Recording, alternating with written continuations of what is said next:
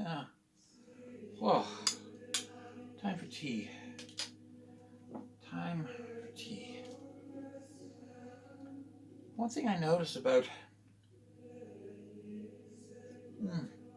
about Christian creationists, about Muslim creationists, and about Jewish creationists, the young earthers, they almost never talk about the contributions of Christian clergy to our understanding of the universe.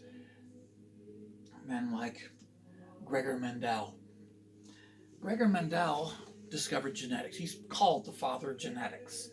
Everybody who understands evolutionary biology understands Gregor Mendel, the work that he did, his research, which completed the foundations that Charles Darwin and Wallace and Huxley laid down together when they came up with what is collectively known today as Darwin's theory of evolution, which is actually Darwin's, Wallace's, and Huxley's theory of evolution, because it was a collaborative effort. But they only managed to get part of the foundation. There was always that one piece missing. And so it was Father Gregor Mendel, who came up with that one piece. And he was able to discover it because he had access to a source that Darwin and Huxley and Wallace did not have. Namely, he had the records of the monasteries throughout Europe, monastery records that went back 1,000 years. The breeding records for livestock and for crops grown in monasteries for generation after generation after generation after generation. And the observations of the monks. He had access to all of that. And that's something that the scientists didn't really have, because they were working in England, where the monastic tradition had been stamped out by Henry VIII. So their only source of monastic documentation was gone. It had been destroyed. The Reformation destroyed it. But in Austria, you have access to all these, not only Austrian monasteries, but Spanish monasteries, Portuguese monasteries, Irish monasteries, which the English, of course, ignored completely because they were English. And the English despised the Irish still, which is good, because otherwise Ireland would be flooded with Englishmen, and that would be the end of the world. Yes. We went through that once, thank you very much. We'll never do that again, thank you. Goodbye. And don't let the door hit your pale English asses on the way out. Yes. Yeah, thank you. But I digress. The Englishmen who were working on evolutionary biology didn't have access to the monastic records, and Gregor Mendel, a monk, did. And that was why he was able to find that last missing piece.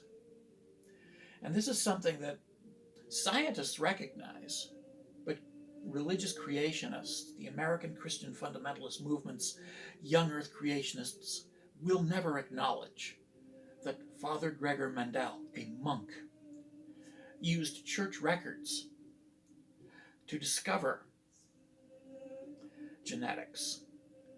He didn't just do his own research, although he did do real research, just like Darwin and Wallace and Huxley did.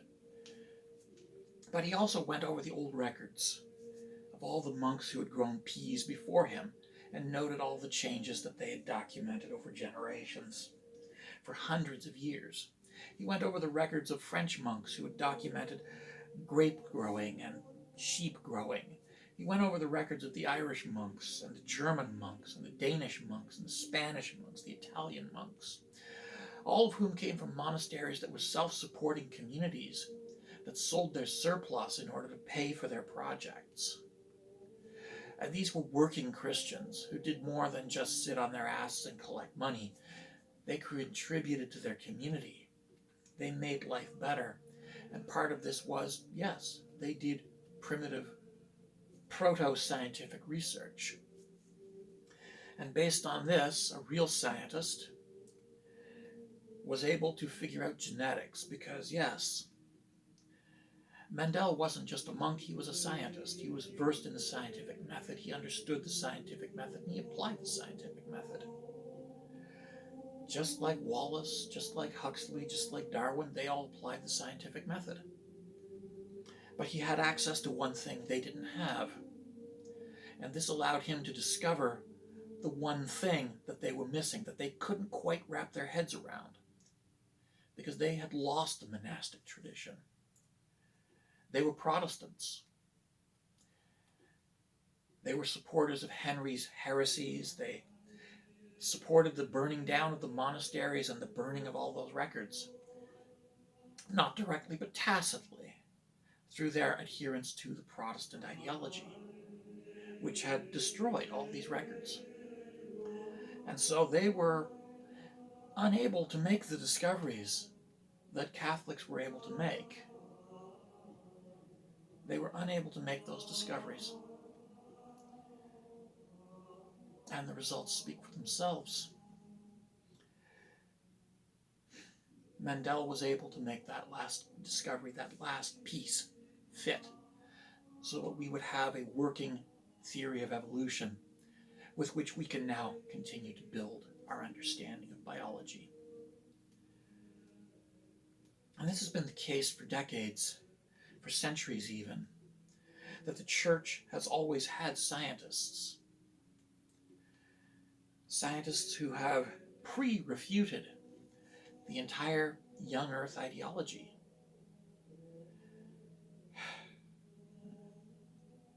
From Father Georges Lametier's discovery of the Big Bang to Father and Bishop Niels Stenson, aka Nicholas Steno, and his discovery of the ancient Earth, millions and millions of years old. The Christian astronomers who figured out that the universe was big and not a solid dome. We're talking clergymen figuring this out, and the secular world expanding upon what they discovered. So yes, religion has discovered many things. Christianity has discovered many things. Islam has discovered many things. Everything we understand about the universe, about stars and planets and the heavens, comes to us with a foundation of Islamic astronomy underneath it. Everything that we understand about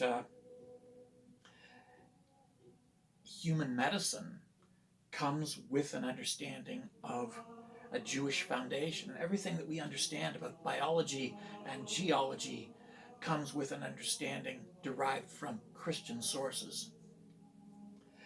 Metallurgy traces itself back to Hindu sources. And we have all this deriving from all these religions. And then we have creationists who will deny everything and destroy everything. And that is sad and scary, because creationists are not the leading force in Christianity or Judaism or Islam. They are the trailing force. The trailing force that is dragging everybody back, saying, no, no, come back 100 years, come back 200 years, come back 1,000 years. Let's not have all this scary, scary progress. The creationists are pulling you backwards. They're pulling us all backwards.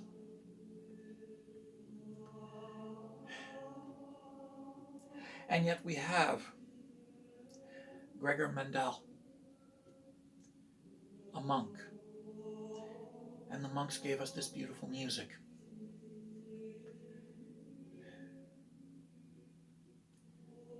And then we have the creationists, the braying donkeys of Christianity and Islam and Judaism and Hinduism, the backward-looking people who want to drag us all back into a dark age. Thank you, but no thank you.